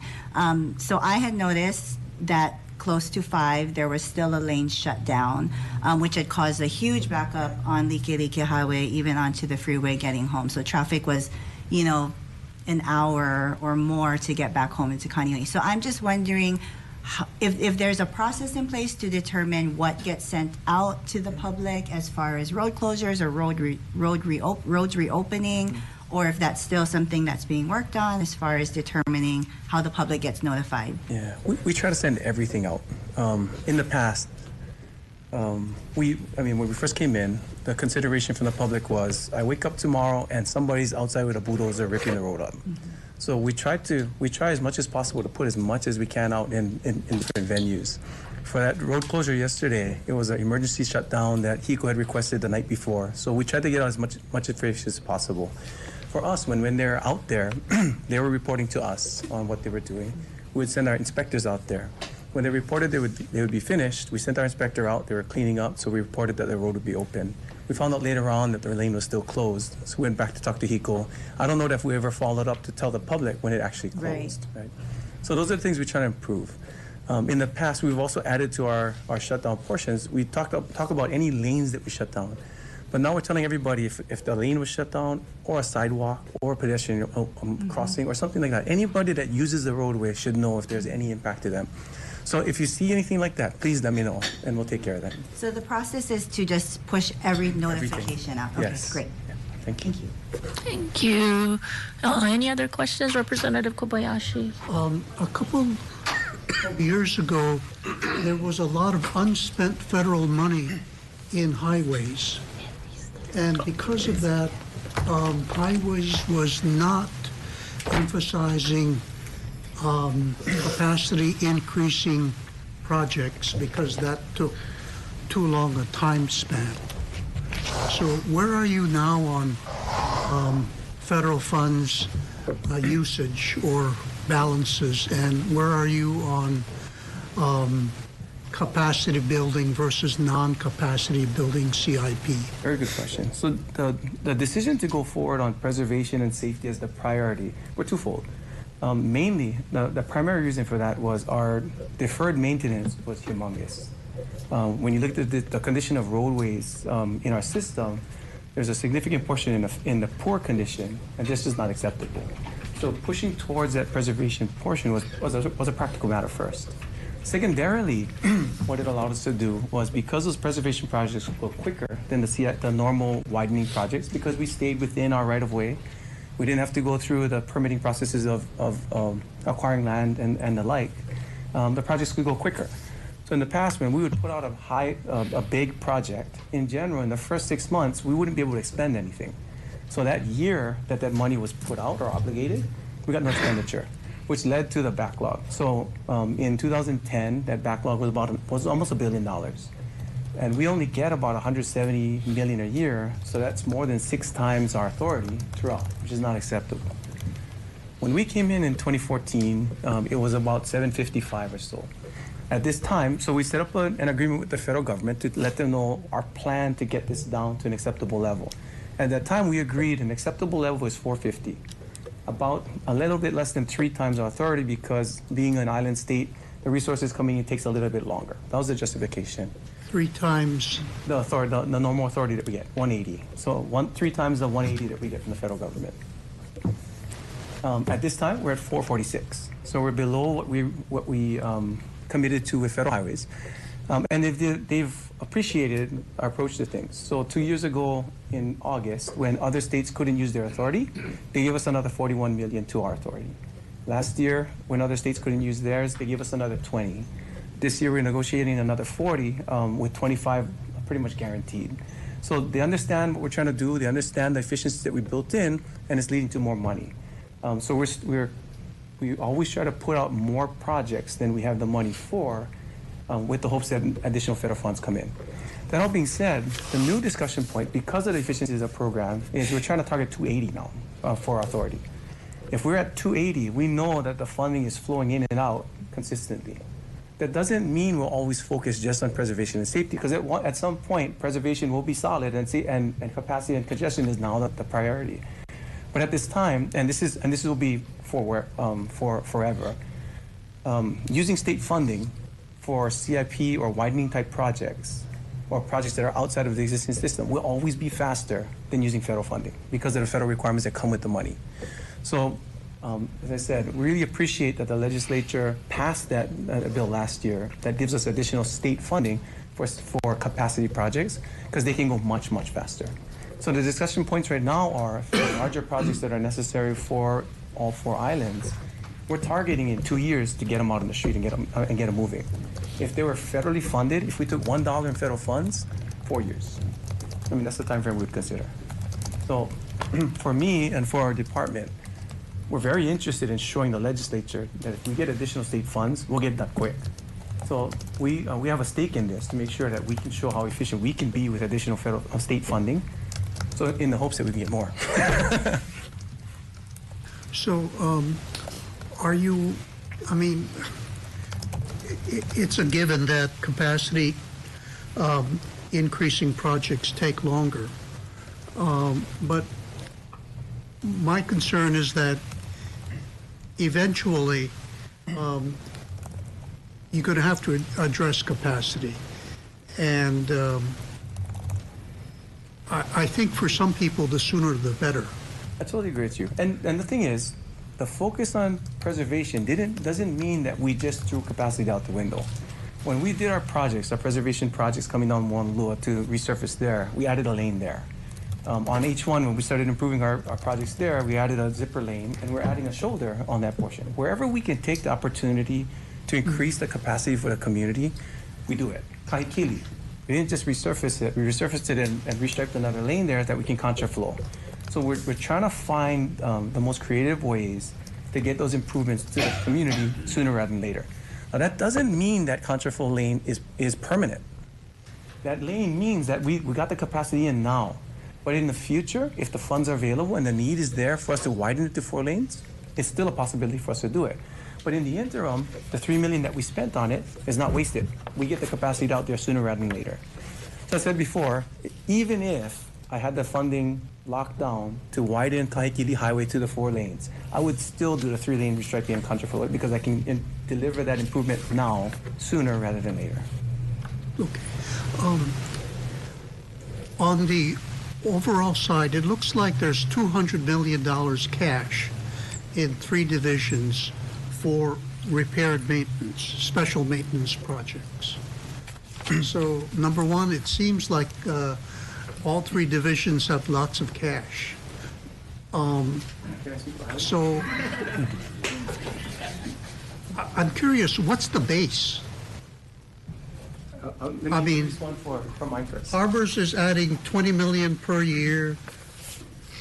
Airports 30 million per year for special maintenance, and highways adding 100 million, 102 million over 2 years. I'm sorry. For highways. So traditionally, the special maintenance budget has been around 80 million. That's the traditional. 80 million per year. 80 million per year. The need, so that's your base. Yeah. The need is about 160. So for us, the S&P portion is my bank account. When I look at balancing our highway budget, I'm looking at two lines. The bottom line is I got to finish the year at about 30 million or above. If I don't have the cash flow in order to keep the division moving throughout. There's going to be times that we got to shut down. We can't put out our contract, or we're going to be really tight on paying a bill. Without that 30 million cycle at the end of the year, I know I'm going to have a hard time going forward. So that 30 million is something I always shoot for to get above. Now to do that, I balance out, and the S&P is the one that suffers. So if I don't have sufficient funding, and you can see in our MYFP from the previous years, we had about 40 million in S&P. And that's really low compared to what the needs are. But I got to balance it out. That's the portion that I got to reduce from in order to keep that balance at 30 million as we go forward and still take care of all the requirements that we have. What I've been doing to make sure that we balance that out is I've been pulling the federal funds into the maintenance side now. So these reconstruction projects of roads, traditionally they were done with S&P. Now I got to take care of it with the federal funds on the preservation side. So that if you look at the federal, if you look at the balance of MYFP, that shows the federal, the other share, that you can see that balance is going to increase in different areas. Because for me, if I don't have the funding to take care of just the reconstruction of roadways with state funds, I got to do it somehow. So, sorry, so normally what we see is we see cash CIP and bond CIP. So you have a base of about 80 million per year, on top of which you're going to add 44 million first year and 58 million second year for special maintenance. No, we're not adding. That's the total. So that's the total for special maintenance is 48 million for that year. So what I got to do is I use that's because it's not Sorry, sufficient. I thought you said you had a base of 80. That's what we had traditionally asked for in the past. The 80 million is what we always ask for in That's S&P. the request, Yeah. not the base. Yeah. Oh, okay. But now, because we don't have sufficient funding, it's now at 50 or 52 or 40, something like that. Because I don't have sufficient funding for the special maintenance projects, I use that as my state match for federal funds to reconstruct roadways. Okay. So your total special maintenance will be 44 million FY20 and 58 million FY21. That's correct. Your base is zero. Yes. Beyond that. Yes, that's correct. Do you have CIP maintenance money? So we have CIP. I mean CIP bond. We do. We float CIP bond to match the federal funds that we have. But as I said, I've been using the federal funds to pull into the special maintenance side to make sure I can reconstruct the roadways that are necessary. Okay, thank you. Thank you, Representative Yamashita. Thank you. Harbors, please. So, and I've asked you this question in the past. I just want to know if you've ever looked at it or looked into it, or So one of the issues on Maui is we always historically pay the highest gasoline prices in the state. And my conclusion is there's many factors, but one of them is that Kahului Harbor, where the barge comes in, is a shallow draft harbor. So the barge comes in half full for safety reasons and things like that. But so the delivery cost is higher, right? And even if they could deliver a full barge, they still need storage capacity.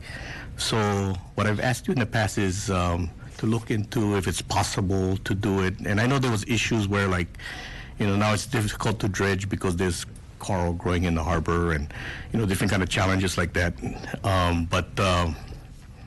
But it is an issue as far as the cost for gasoline. So one of the things that we looked at, and it's a good question, it ties into the question that Representative Hashimoto also asked. We are looking at two land purchases from A and B. One is the KTNS property, one is the HCNS property. If we can get the HCNS property, we can work with the county on permitting to relocate the Hawaiian cement silo. When we move the Hawaiian cement silo, and Carter, correct me if I'm wrong, I think we have like a $20 million project. $20 million projects coming behind it to strengthen. But at that time, we were also looking at whether or not depth of water was going to be addressed, how we do that in that back area. I know it's a shallow draft, it's about 18 feet. Mm-hmm. The rest of the area is about 35 feet. So the deeper we can get, the better off we are. And then working with the nearby petroleum companies to see about capacity. So those are things that we. So are discussions happening, or? It's discussions that are happening with A and B. No, as far as because I know it would probably be probably tariff funded, so you probably have to talk to the users and. Well, and that's part of our expenditure plan. Part of the cash and the tariffs that we've been raising is anticipating projects like this. Okay. So if we can fit it within the spend plan that we have set up for the next 6 to 8 years, it's something we can tackle. Okay, but the harbor groups are aware of it and that the need and are in agreement that. Are they in agreement that this is a need? We have an executive committee of which some of the petroleum companies sit on there, so it's something that they're discussing. Okay. On themselves. So you don't know yet. Don't know yet, but again, it is part of what we want to do on that back end on the Pier 3. Okay. All right. Thank you. Thank you, Director. It's disheartening to hear that you don't have deputies for your divisions yet. DOT is very unique in that the responsibility for DOT is the large infrastructures for the state of Hawaii. It's the airports, the highways, and the harbors.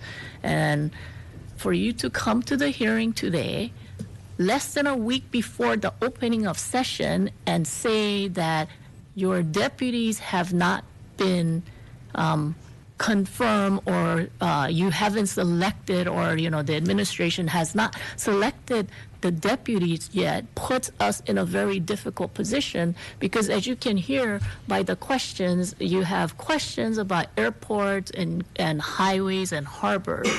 And so first of all, what's the problem, and when are the decisions going to be made? Mr. Fujikami had assured us last week that the decisions would all be made by this past. For the past 30 years, local producers have been able to exercise their First Amendment rights by producing over 120,000 hours of local programs on Olelo.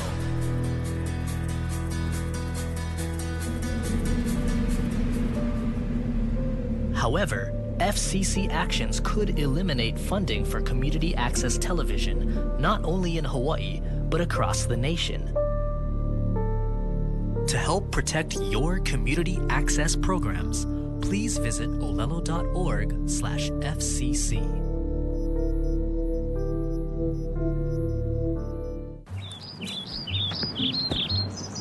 What you got there, Red? video equipment from Olelo. But you gotta get all their personnel in order before even the governor's office figures out what they're doing. So what is soon? Okay, if you wait 5 seconds, maybe Ford will run in. It's usually that's what he does. No, hopefully by the opening, legislative opening. Okay, so you're gonna have deputies named by the opening? Yes. Okay, but Department of Transportation, as I stated, is unique in that you deal with big infrastructures, and that's why Department of Transportation is supposed to withstand the change in administration. This administration is not a new one. This administration is the current one from last year or the last term, and with all due respect to the Republican Party or the Libertarian Party or whatever, this election was over in August and it is now January. So I would think you folks should have figured out what the personnel will look like even heading into January, because a lot of the work has to continue. And even the governor's office admitted that, everything was kind of standstill because of election. That should not happen. We don't stop working just because of the election. And it looks like that's what's going on. And, a lot of the tough questions were placed under Mr. Young. So I hope you guys are prepared after he leaves that you can pick up the slack for the things that he's going through, because as you recognize, Kapalama is a big infrastructure project which you guys are proud of, and we're very disappointed that in spite of the fact that we work really hard to stand up Kapalama and some of the project that's going on in Maui, that you guys are changing the administration, because DOT is supposed to withstand the change in administration. And that's why you guys have supported the airport authority, the harbor authority. The whole basis for that is to withstand the administration. And just by what's going on, you have just undermined the creation of airport authority and the harbors authority. Because what's the sense if you're just going to have change in administration and we don't know what's going to happen? Because I can guarantee that the new individual, this isn't an easy job. I mean, you guys have a tough job because you have to interface with the users all the time. And it's a huge learning curve. So we're going to be sitting here for a year while your deputies and even yourself get up to speed on what's going on. Who are you going to get in touch with? Whether it's Tina's questions or Troy or Kyle's. The state cannot wait around until you guys get things in order. So I encourage you, if you can, I mean, clearly it's beyond disappointment. I encourage you to try to put people in order today, because we're starting on Wednesday. But as you can see, we're not waiting till Wednesday. We have already started. So we'll get it done as soon as possible. I mean, I'm waiting because I wasn't appointed I didn't know my situation until after Christmas. Yeah, so I understand that. So I think you need to go and tell them, hey, you know what? You should be over here answering these questions because you're putting me in a tough position. Really what you said. Okay, with that, any other questions? If not, hearing is adjourned.